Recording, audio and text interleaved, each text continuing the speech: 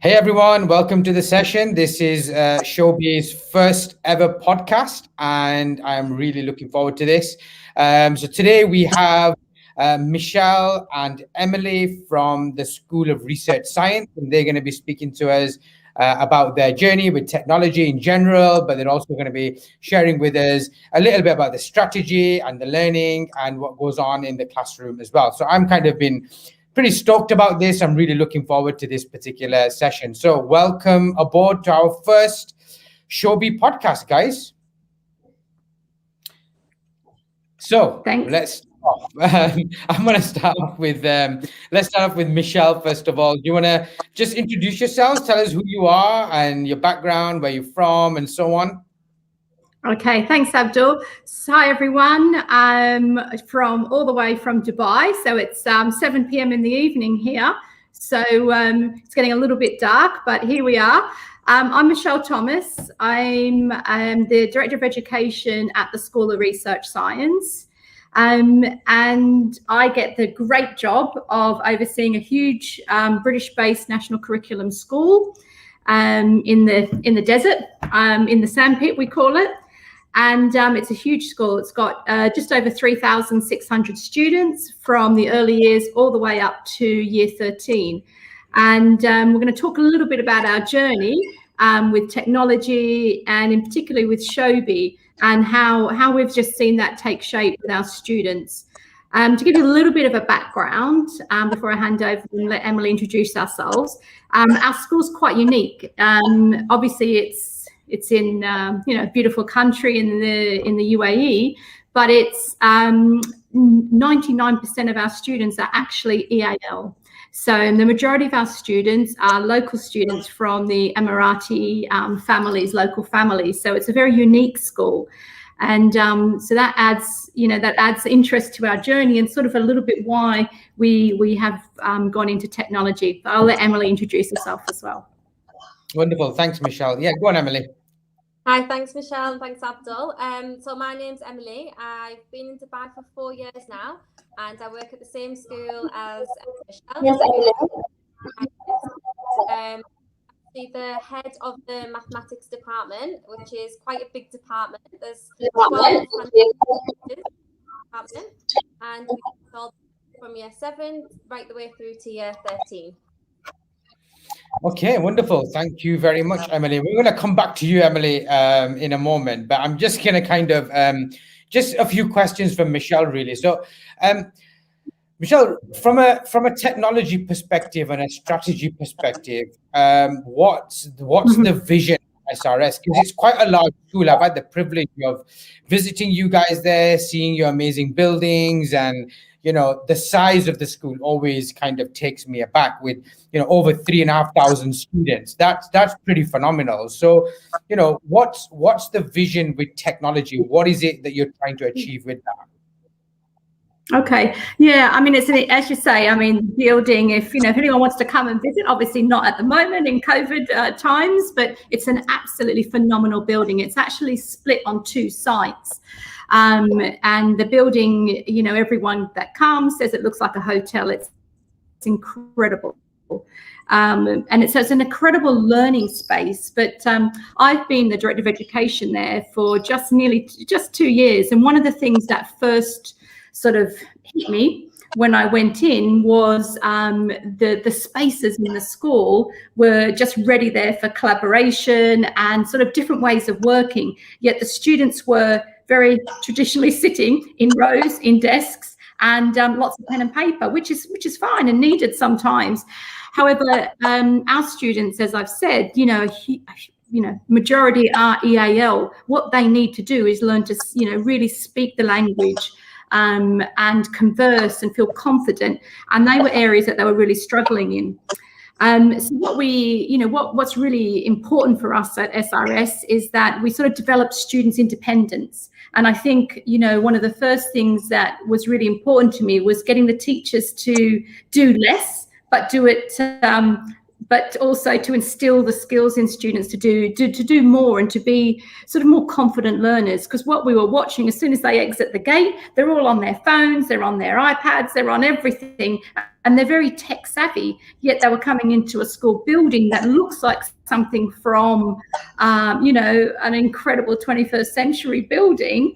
It's not traditionally like a British, school back that I was working in with Victorian buildings. This is an incredible space, yet we were really at a juxtaposition.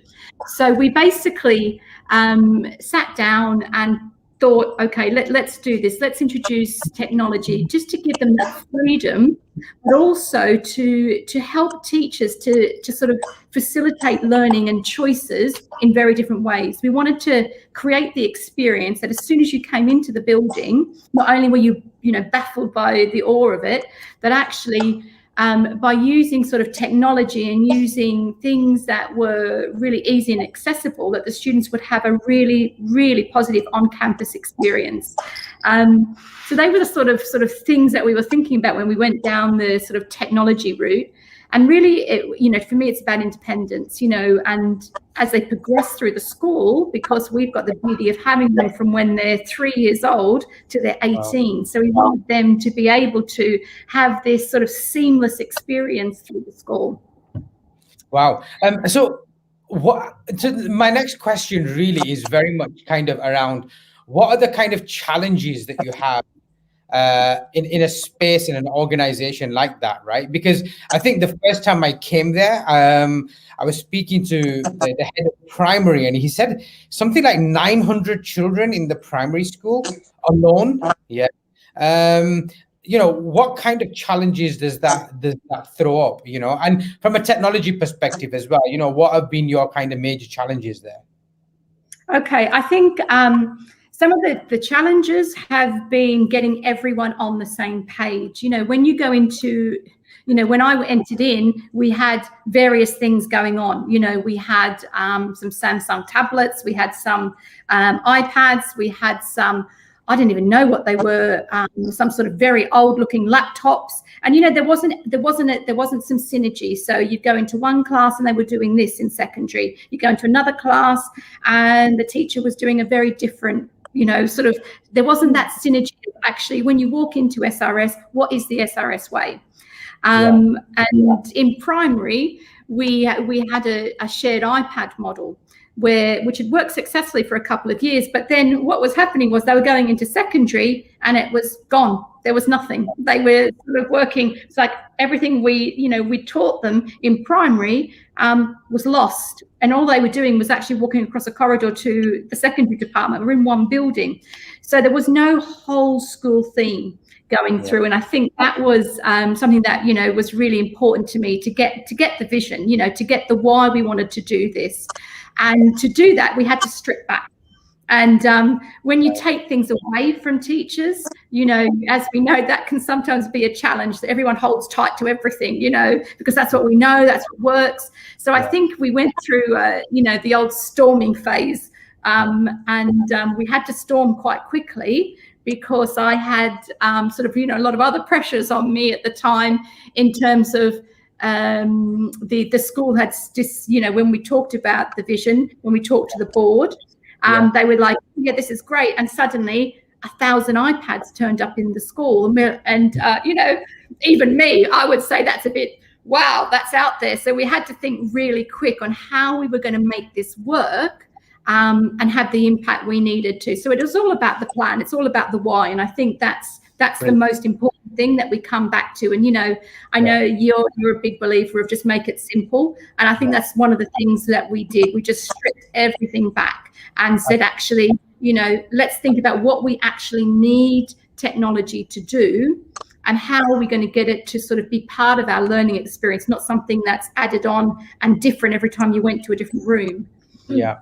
That consistency is always difficult to achieve sometimes, and it takes time to build that up. And sometimes I feel like technology doesn't help because there's so many different kinds of technologies that are out there. What do you use? What do you not use? And all of that. And everyone's not an expert on everything.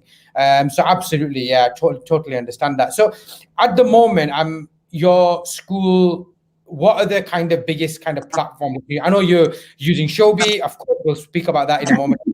But what other tools are you using? Like, what's kind of the day-to-day consistent stuff that you have in your school? Okay, so now we have a very consistent approach, and I would say it's very simple. And I you know, we keep it simple for a reason. We're a huge school, and we're an international school, so we always have turnover of staff as well. You know, we're a transient community of teachers, so there's no point us trying to do things that aren't simple, that new people coming in can't do. So as I said, all the teachers have an iPad.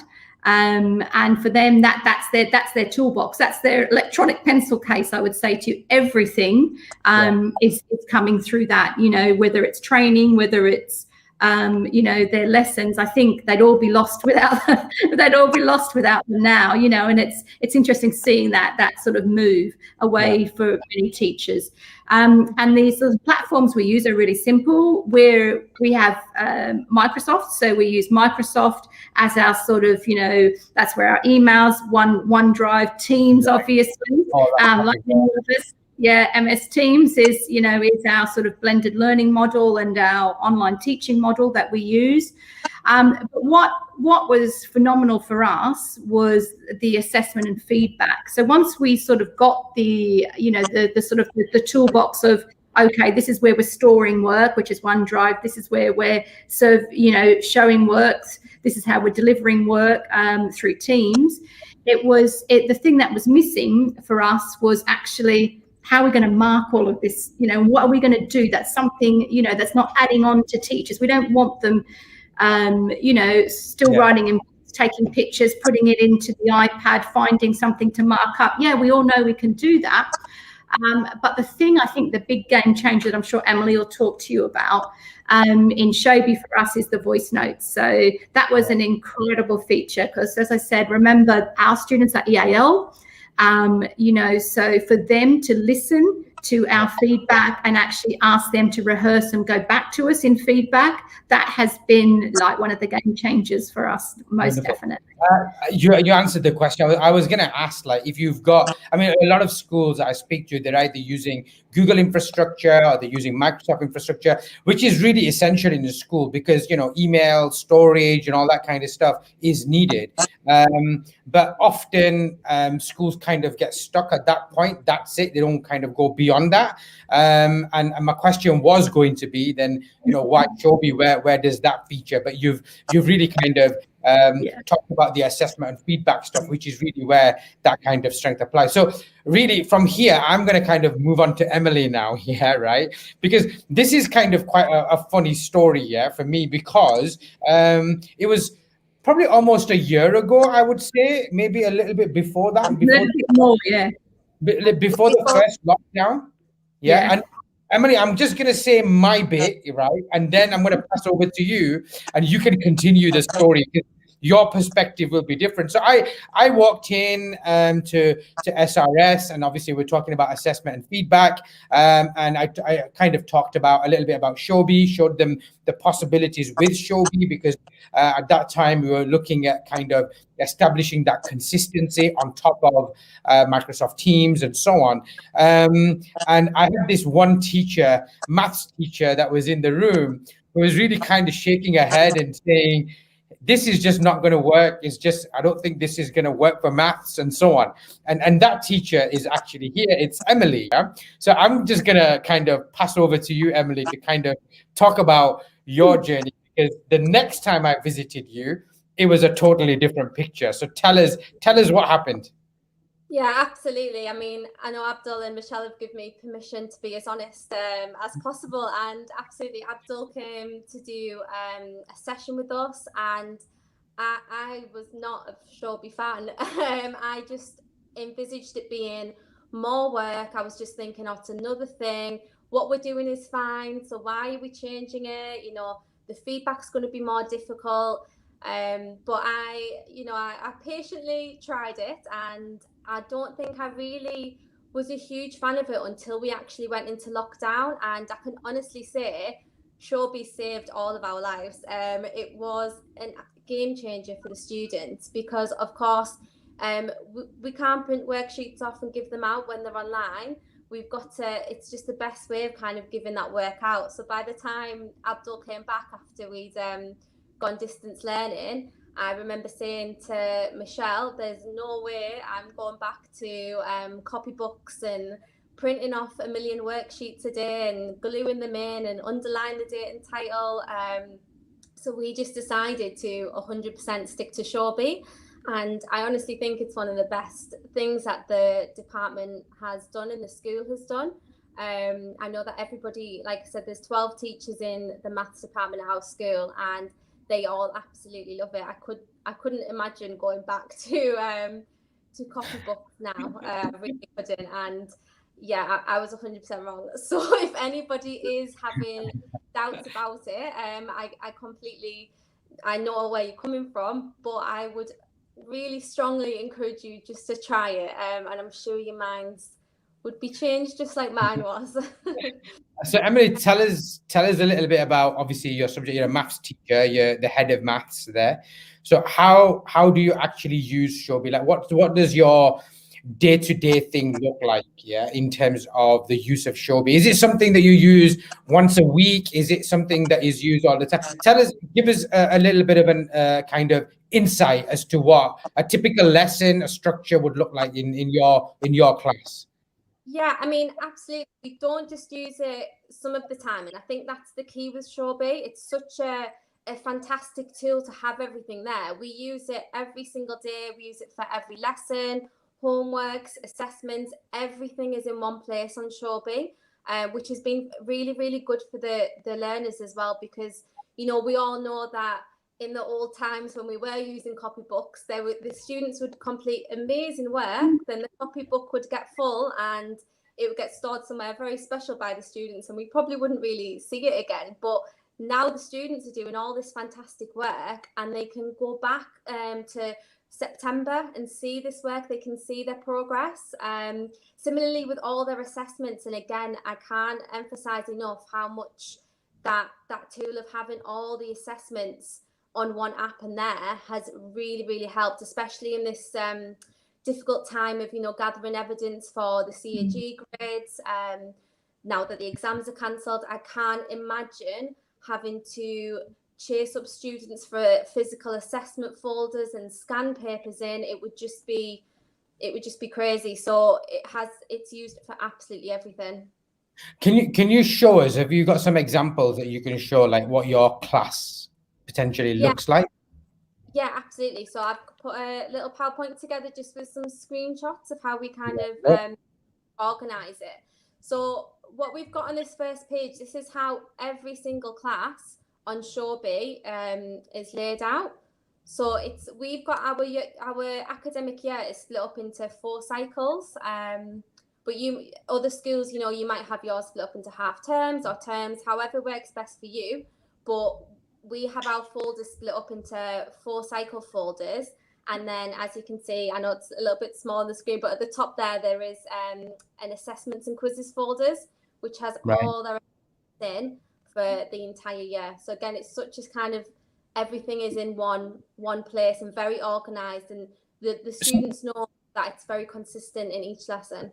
So just a quick question, is Michelle, just coming back to you, is this the type of consistency that we're looking at with technologies? It's consistent, doesn't matter which class you go to, it's the same thing across the school? Yeah, I think that's one of the key things. So, you know, how we name things was one of the things that we've been absolutely dogmatic about, I would say to you, because as teachers, you know, you teach lots of different classes, and we also change teachers. You know, we're in COVID time, so sometimes we're changing teachers, we're changing groups, we're moving students, so we have to have that sort of sense of how everything is stored.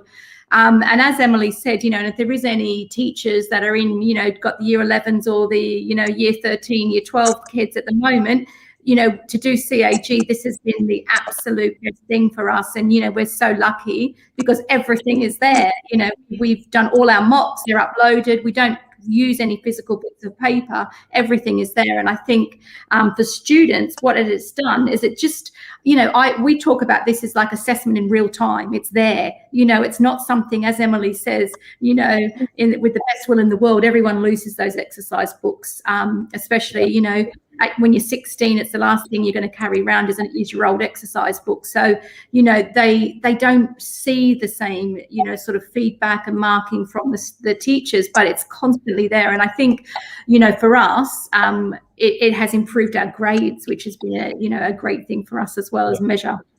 Just Emily, just coming back to you, I'm just going to move on. I think those sort of things show you some of the things that are in there. I think it helps the students in the terms of what we talked about, their independence, doesn't it? Because, you know, you can see, as Emily's going to talk now, I'll let her talk about these, you know, due dates and tasks, and just the conversations you can have with students in the chats as well has been really interesting. Sorry, Emily. Go on, just talk us through this slide. Yeah, absolutely. So our cycles are split up into 9 weeks. So as you can see, in each kind of cycle folder, we will have an assignment for each week. And what's quite nice as well is if you assign a due date, once that due date's passed, which we'll usually do at the end of the week, it'll just drop down into the collected pile and go in a really nice order. And just touching on what Michelle said, it really has given the students so much independence, because I can start cycle 4, for instance, and say, you know, Mohammed, don't forget cycle 4, week 3 will be when we're going to have an assessment. And they can those weeks building up. They've got a really good, much better time management skills. Well, I'm just intrigued. What's Super Teach Week? Go for it. I mean, I absolutely love Super Teach Week. I think it's my favorite week of the cycle. So we have 8 weeks of learning and with constant assessments throughout.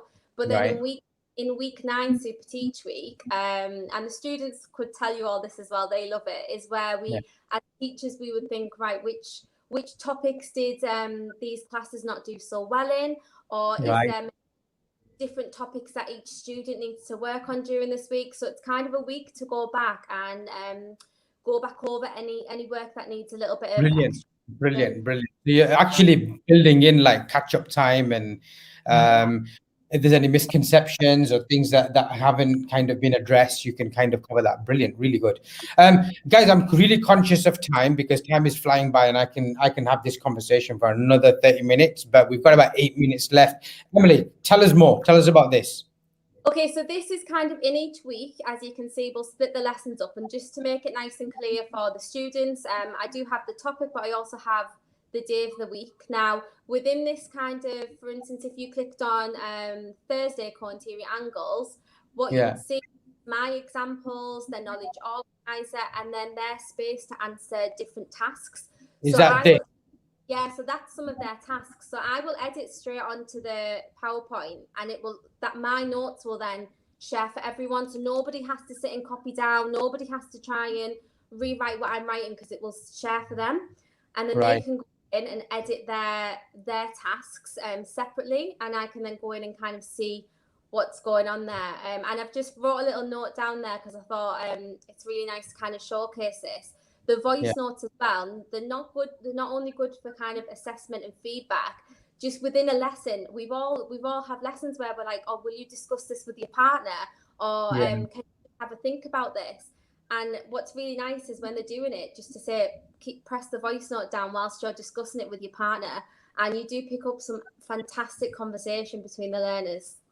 Right. I do think that voice and even video has kind of added a significant change to education and learning, certainly during COVID and lockdown. And if there's anything that schools are looking to keep as they move forward, this is certainly one thing. But I think Showbie, for me, certainly, when I was at school as well, the voice note feature and the fact that you can overlay it over anything, I think it just adds that huge value.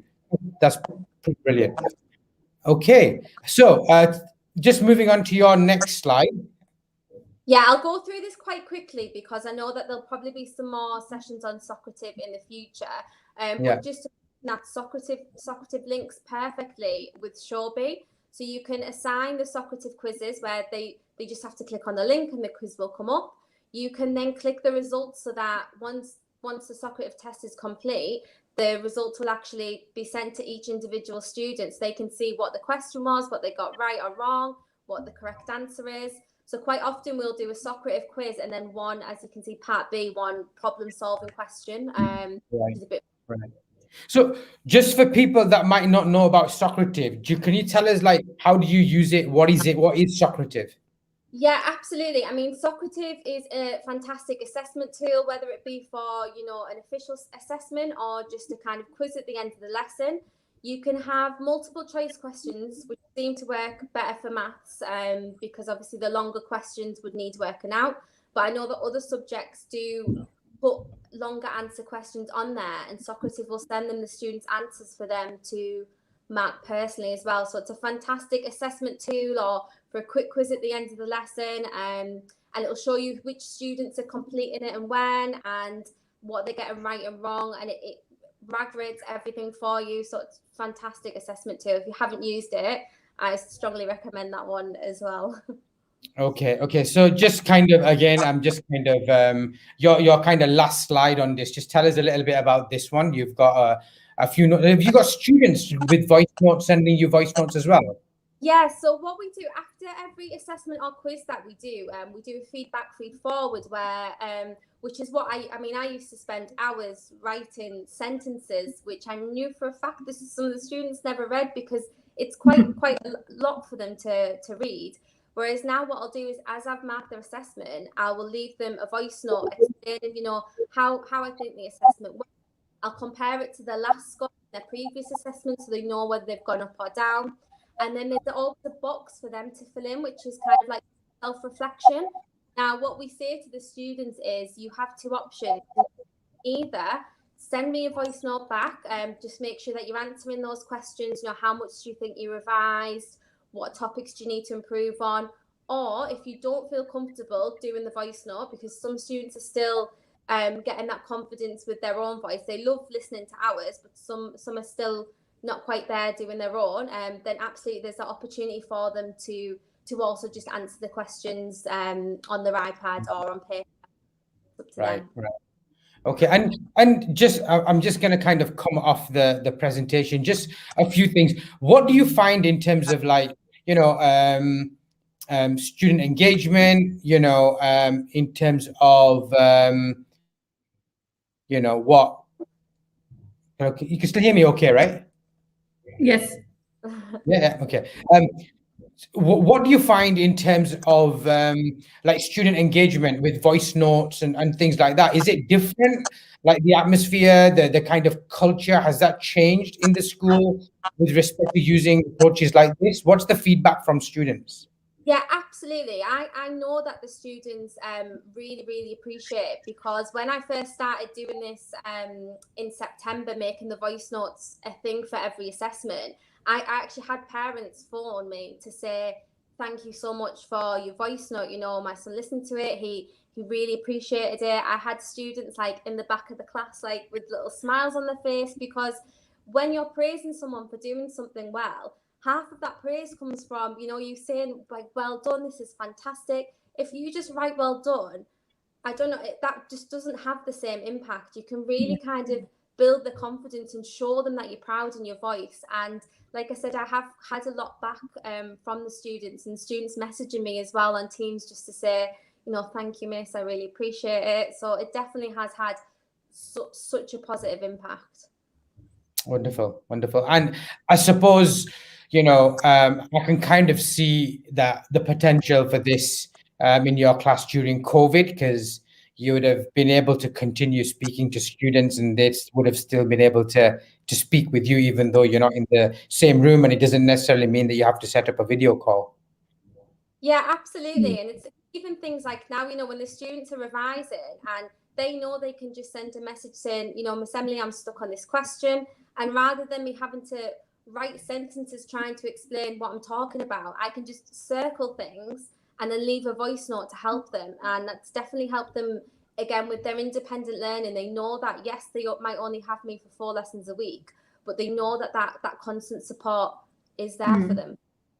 And I think workload, it's been a great thing, you know, not seeing teachers with piles of exercise books, you know, and, you know, at the end of a day thinking, where do I start? You know, I think just the fact that you're holding a, you know, and, you know, you see them walking up corridors now, marking just talking, and by the time sometimes they get to staff rooms, they've actually given all the feedback, and I think that has to be a win-win, right? You're talking about secondary teachers that teach over 200 in our school, sometimes like 200 students a week. Who's going to be able to keep up with that? And I think that's what, you'll see, going forward too. I know, Emily, we came back into the building and, we've got, about 80% of our students back in the building. So we have, a post-COVID world in a building. We've still got some students online. But, I know Emily was one of the first departments, and she's not the only department that says to me, don't bother with the copybooks, Michelle, we're not interested. Don't bother buying them. We're not interested. We're fine without them. And I think, that is incredible, because if I, took you back 18 months, Emily, and said that to you, you would have said, you must be having a laugh. Are you having a laugh? I would myself here today, I can tell you now, but I am probably one of the most enthusiastic about Showbie now. So I'm definitely Yeah. Wonderful. Look, guys, I'm gonna kind of stop us here. It's been 30 minutes and it's flown by. I could carry on talking to you guys, and it's always a pleasure kind of speaking to you and listening to you about how you're really making it happen. So thank you very much for joining us. Thank you for everyone that's kind of tuned in to listen to this as well. And I'll just kind of remind you, just before we finish, on the 17th of May, it's going to be our Showbie Learning Redefined conference. It's our first conference that we're hosting. Michelle will be back on as well as part of the leadership interviews. We've got some other amazing educators and teachers from all around the world that will be joining us for that as well. So please do share and feel free to join in. I think the details are just coming up on the banner below. And I'm going to say thank you very much to everyone, and have a wonderful evening, wonderful day, wherever you are, and hopefully we'll see you soon. Thank you very much. Thank you. Thanks, guys. Thanks.